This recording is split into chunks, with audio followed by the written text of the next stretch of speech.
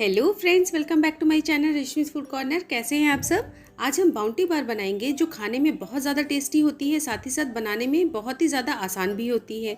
और इसे हम होममेड डेसिकेटेड कोकोनट से बनाएंगे। तो चलिए फिर फटाफट से बनाते हैं। अब बाउंटी बार बनाने के लिए मैंने एक पैन गैस के ऊपर चढ़ा दिया है और इसमें 1.5 कप दूध डाल दिया और इसको अब मीडियम फ्लेम पे हम एक बॉयल आने देंगे। तो ये देखिए, फ्लेम को मैंने मीडियम कर दिया है और इसमें पहला बॉयल आने देंगे। तो ये पहला बॉयल भी आ चुका है। फ्लेम को मैंने कम पे कर देना है अब। और अब इसमें हम चीनी ऐड करेंगे। तो चीनी मैं यहाँ पर आधा कप यूज़ कर रही हूँ। आप अपने टेस्ट के अकॉर्डिंग कम या ज़्यादा कर सकते हैं। अब चीनी डालने के बाद इसको लगातार चलाते हुए हमको चीनी को मेल्ट करना है। चलाना इसलिए है कि अगर हम चलाना छोड़ देंगे तो कई बार चीनी नीचे पैन में चिपक जाती है। तो इस तरीके से चलाते हुए देखिए मैंने पूरी चीनी को मेल्ट कर लिया है। और अब इसमें हम मिलाएंगे 1.5 कप डेसिकेटेड कोकोनट। तो इस डेसिकेटेड कोकोनट की रेसिपी मैं आपके साथ में पहले ही शेयर कर चुकी हूँ। आप चाहे तो वहाँ से फॉलो कर सकते हैं इसकी रेसिपी को। और ये 1.5 कप कोकोनट मिलाने के बाद में इसको अच्छे तरीके से बिल्कुल लो फ्लेम पे हमको मिक्स करना है, ताकि ये जो कोकोनट है ये पूरे तरीके से मिल्क को एब्जॉर्ब कर ले। और यहाँ पर एक बात ध्यान में रखना ज़रूरी है कि यहाँ पर फ्लेम को बिल्कुल लो रखना है, वरना क्या होगा कि मिक्सचर नीचे से चिपक जाएगा। तो इस तरीके से लो फ्लेम पे मैंने कुछ सेकंड्स तक चलाते हुए मिल्क और डेसिकेटेड कोकोनट को मिक्स कर लिया। और अब इसमें यहाँ पर मैंने 1/4 कप फ्रेश क्रीम डाली। तो यहाँ पर मैं अमूल की फ्रेश क्रीम यूज़ कर रही हूँ। आप चाहे तो घर की भी यूज़ कर सकते हैं, जो फ्रेश मलाई होती है वो भी यूज़ कर सकते हैं। उससे क्या होता है कि बहुत अच्छा टेस्ट आ जाता है इसके अंदर की फिलिंग में। और इसको डालने के बाद इसको भी मैंने अच्छे तरीके से मिक्स करना है। सारा काम हमें लो फ्लेम पे ही करना है अभी। और इसके बाद मैं यहाँ पर लगभग 2 से 3 टेबलस्पून मिल्क में डाल रही हूँ। ये बिल्कुल ऑप्शनल है, ये मेरे पास में रखा हुआ था इसलिए मैं ऐड कर रही हूँ और टेस्ट भी इससे अच्छा आता है। और अगर आप इसको स्किप भी करेंगे तो भी कोई दिक्कत की बात नहीं है। तो मैंने यहाँ पर लगभग 2 से 3 टेबलस्पून ही डाला है, क्योंकि उतना ही था मेरे पास में। और अब इस मिश्रण को लगातार चलाते हुए हम 1 से 1.5 मिनट तक बिल्कुल लो फ्लेम पे थोड़ा सा ड्राई कर लेंगे। इसको बहुत ज़्यादा सुखाना भी नहीं है, ना तो बहुत ज़्यादा गीला रखना है। तो ये देखिए, इसको चलाते हुए मैंने सुखा लेना है। बिल्कुल लो फ्लेम पे हमें ये सारे काम करने हैं।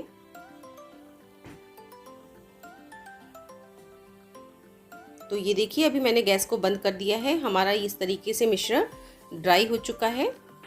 और अब इसको हम एक प्लेट में निकाल लेंगे ताकि ये जल्दी से ठंडा हो जाए।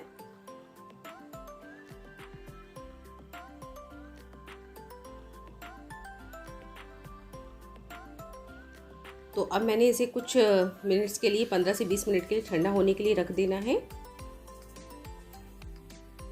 और ये हमारा मिश्रण ठंडा हो चुका है। ये देखिए, इसमें से मैंने एक पोर्शन उठाया और इसको जब हम बाइंड करेंगे तो देखिए इस तरीके से ये बाइंड होना चाहिए। तो इतना ये सूखना चाहिए, ना तो बहुत गीला ना तो बहुत ही ज़्यादा सूखा।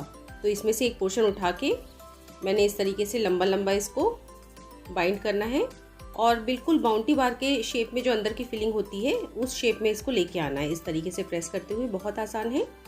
और ये देखिए, ये एक बन चुका है और इसी तरीके से मैंने दूसरा भी रेडी कर लेना है। बिल्कुल साइज आप चाहें तो छोटी भी कर सकते हैं और चाहें तो आप बड़े भी कर सकते हैं। ये देखिए, दूसरा भी मैंने रेडी कर लिया। इसी तरीके से ये मैंने सारे रेडी कर लिए हैं इसके। और अब इनको हम फ्रिज में रख देंगे थोड़ा सेट होने के लिए, लगभग 1 घंटे के लिए।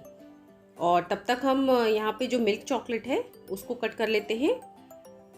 तो ये मैंने मिल्क चॉकलेट कट कर ली। ये आसानी से मार्केट में मिल जाती है और मैंने इसकी रेसिपी भी आपके साथ में शेयर की है कि किस तरीके से मिल्क चॉकलेट आसानी से घर पे बनाई जा सकती है। तो आप उसे भी फॉलो कर सकते हैं। तो ये मिल्क चॉकलेट मैंने इसमें डाल दी है। आप अंदाजे से मिश्रण के हिसाब से चॉकलेट ले लीजिएगा। और अब इसको हम मेल्ट करेंगे। ये देखिए, डबल बॉयलर में मैंने इसको मेल्ट करने के लिए रख देना है। और यहाँ पर मैं लगभग 250 ग्राम की मिल्क चॉकलेट यूज़ कर रही हूँ। और आप अंदाजे से कम या ज़्यादा ले सकते हैं जितना आपका मिश्रण है। और इसको लगातार चलाते हुए डबल बॉयलर में हमें मेल्ट करना है। आप चाहे तो माइक्रोवेव में भी इसको मेल्ट कर सकते हैं। 10-10 सेकंड के लिए 3 बार इस माइक्रोवेव को चलाइए और ये बढ़िया से मेल्ट हो जाएगी। तो ये देखिए, डबल बॉयलर में भी ये बहुत अच्छे तरीके से मेल्ट हो चुकी है। और अब इसको हम इसमें से उतार के रख लेंगे और थोड़ा सा ठंडा करेंगे। बिल्कुल गर्म में ना इसको जो हमने कोकोनट की बार्स बनाई है उसको डालिएगा, वरना ये पूरे बिखर जाएंगे। और ये फ्रिज में से मैंने बाहर निकाल लिया है इन कोकोनट के बार्स को। इस तरीके से इसमें चॉकलेट को कोट करेंगे और बहुत ही सावधानी से फॉर्क की हेल्प से एक्स्ट्रा चॉकलेट हम छटाते हुए, इस तरीके से थोड़ा सा टैप करते हुए एक्स्ट्रा चॉकलेट को हम छटा लेंगे और एक बटर पेपर पे रख देंगे। तो ये देखिए, और इस तरीके से इसको नाइफ से कट लगा लेंगे जैसे बाउंटी बार में होता है, बिल्कुल उसी तरीके से। इसी तरीके से मैंने दूसरे जो कोकोनट बार है उसको भी कोट करना है चॉकलेट में। इस तरीके से टैप करके एक्स्ट्रा चॉकलेट हटाना है और बटर पेपर पे रखा और नाइफ से कट लगा लेंगे। तो बहुत आसान है। इसी तरीके से मैंने सारे बाउंटी बार रेडी कर लिए हैं और अब इनको फ्रिज में रख देंगे हम आधा घंटे के लिए सेट होने के लिए।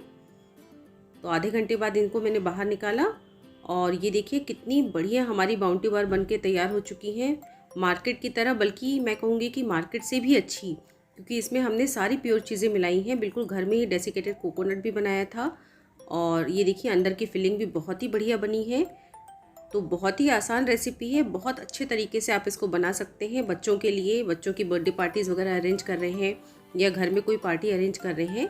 और अब मैं मार्केट की बाउंटी बार को भी कट करके दिखाऊंगी और होममेड बाउंटी बार को भी आपको कट करके दिखाऊंगी। तो आप मुझे कमेंट करके बताइएगा कि कौन सी बाउंटी बार आपको अच्छी लग रही है और आप भी इसे ज़रूर ट्राई कीजिएगा। बहुत ही आसान रेसिपी है। ये देखिए मार्केट की बाउंटी बार और घर की बाउंटी बार दोनों कट करके दिखा रही हूँ। तो आप इसे ज़रूर ट्राई कीजिएगा। अगर आपको ये रेसिपी अच्छी लगी तो ज़्यादा से ज़्यादा लाइक और शेयर कीजिए। साथ में अगर आप मेरे चैनल पे पहली बार आए हैं तो सब्सक्राइब किए बगैर बिल्कुल मत जाइए और बेल बटन भी ज़रूर दबाइए। तो फिर मिलते हैं मेरी एक अगली और नई रेसिपी के साथ। तब तक के लिए बाय बाय।